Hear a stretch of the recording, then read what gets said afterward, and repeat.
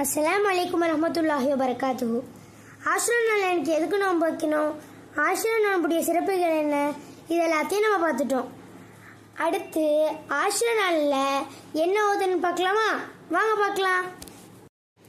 ஆஷுரா நாள் அன்னைக்கு இமாம் ஹுசைன் அலி அல்லாஹ் தஆலா அன்ஹு அவங்க ஷஹீதாக்கப்பட்டனால ஆஷுரா நாளில் ஹசன் ஹுசைன் அலி அல்லாஹ் தஆலா அன்ஹுமா 2 பேர்த்துக்கும் சேர்த்து 3 யாசின் வழக்கமாக ஓதுவோம். அதற்கு அடுத்து பின்வரக்கூடிய இந்த திக்ரையும் துவாவையும் ஆஷுரா நாள் அன்னைக்கு ஓதணும். ஏன் கூட சேர்ந்து நீங்களும் ஓதுங்க.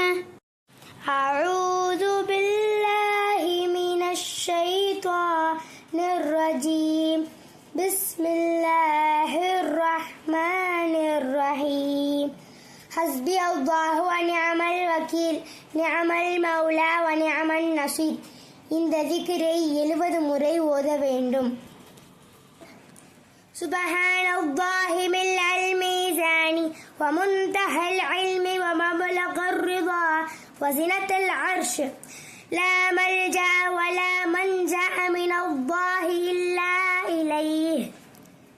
சுப்ஹானல்லாஹி வ அததஷ் ஷஃப்இ வல் வத்ரி வ அதத கலிமாத்தில்லாஹி தாம்மாத்தி குல்லிஹா. أسألك السلامة برحمتك يا أرحم الراحمين. ولا حول ولا قوة إلا بالله العلي العظيم. وهو حسبي ونعم الوكيل، نعم المولى ونعم النصير.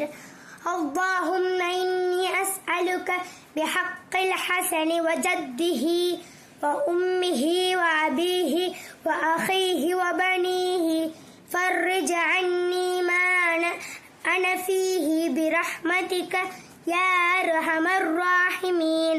وصلى الله على خير خلقه سيدنا محمد وعلى آله وصحبه وسلم والحمد لله رب العالمين. இந்த துவாவை 7 முறை ஓத வேண்டும். ஆஷுரா தினத்தில் யாரெல்லாம் இதை ஓதுறாங்களோ அவங்களுக்கு அந்த வருஷம் ஃபுல்லாக பாதுகாப்பு கிடைக்கும்னு பல சூஃபியாக்கள் சொல்லியிருக்காங்க. அதனால நீங்களும் இதை ஓதிருங்க. அஸ்ஸலாமு அலைக்கும் வரஹ்மத்துல்லாஹி வபரகாத்துஹு.